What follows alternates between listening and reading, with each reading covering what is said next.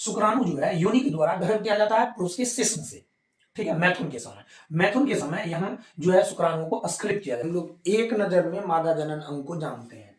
ये जो फिगर दिख रहा है आपको, ये मादा जनन अंग है, फीमेल रिप्रोडक्टिव ऑर्गन्स। इसमें देखिए, ये आपको अंडाशय हो गया, ये आपको अंडवाहिनी हो गई, और ये पूरा गर्भाशय हो गया, ये योनि हो गया। अब इनके विभिन्न कार्य जानते हैं। अंडाशय का कार्य है अंडाणुओं का निर्माण करना। अंडाशय का कार्य क्या है? अंडाणुओं का निर्माण करना।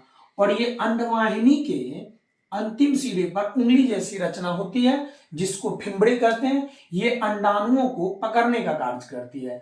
और ये अंडवाहिनी निषेचन के लिए वातावरण, उपयुक्त वातावरण प्रदान करती है, और निषेचित अंडाणुओं को गर्भाशय में पहुंचाने का कार्य करती है, ठीक है। गर्भाशय निषेचित अंडाणुओं को भ्रूण में बदलती है, और भ्रूण से शिशु बनाने का कार्य करती है। और शिशु तक बनने में जो भी उन्हें पोषण का जरूरत होती है, वो पोषण प्रदान कराती है। और भ्रूण से शिशु बनने के लिए उचित स्थान भी प्रदान करती है। ये योनि है, मांसल रचना होती है, इसमें किसी भी प्रकार की ग्रंथि नहीं पाई जाती है।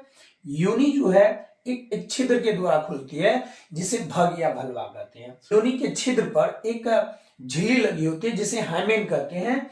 और हाइमेन के मध्य एक छिद्र होती है, जिसके द्वारा मासिक स्राव बाहर निकलती है। मासिक स्राव में ये सभी झिल्लियां टूट करके और ब्लड के साथ बाहर निकल के योनि के रास्ते। योनि का काम है शुक्राणुओं को ग्रहण करना। ये गर्भाशय का ऊपरी भाग जो है चौड़ा होता है, और निचला भाग संकरा होता है, जिसे हम क्या कहते हैं? सर्विक्स या ग्रीवा कहते हैं। अंडवाहिनी 10 से 12 सीएम लंबी नली होती है। 2 अंडवाहिनी पाई जाती है, और 2 अंडाशय, एक गर्भाशय, एक योनि पाई जाती है। जैसे कि इस महीने में अगर इस अंडाशय से अंडाणु का निर्माण हुआ, तो अगले महीने में इस अंडाशय अंडाणुओं का निर्माण होता है। फिर उससे अगले महीने में इस अंडाशय से अंडाणु। एक महीना में एक ही अंडाणु का निर्माण होता है। निर्माण होने के बाद इस फिम्बड़ी के द्वारा पकड़ लिया जाता है, और अंडाणु जो होता है वो अचल होता है, वो चल नहीं पाता, तो यही वेट करता है। वेट करता है किसका? तो शुक्राणु का। शुक्राणु जो है योनि के द्वारा ग्रहण किया जाता है पुरुष के शिश्न से, ठीक है। मैथुन के समय यहाँ जो है शुक्राणुओं को स्खलित किया जाता है, वीर्य सीमेन को। उसमें लाखों शुक्राणु होता है, और इसी होकर के कुछ शुक्राणु इधर की ओर और कुछ शुक्राणु इधर की ओर चलता है, ठीक है।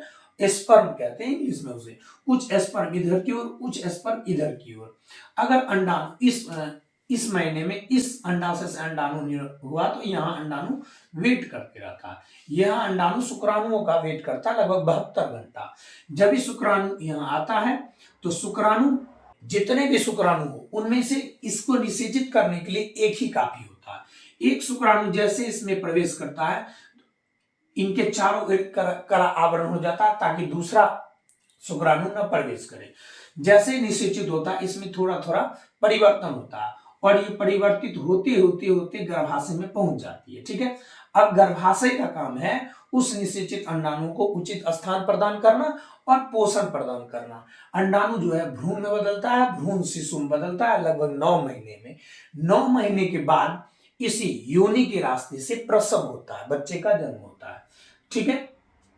अंडवाहिनी का काम समझ गए। गर्भाशय का काम है बच्चे को पोषण प्रदान कराना, और योनि का काम है शिशु को ग्रहण कर, शुक्राणुओं को ग्रहण करके इस माध्यम से पहुंचाना, ठीक है। कार्य को संक्षिप्त रूप में यहाँ लिख दिया गया है।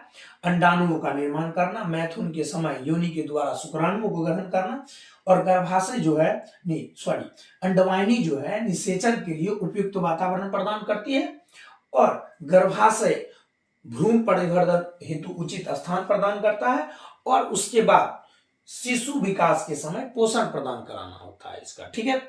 तो ये था मादा जनन अंगों के बारे में।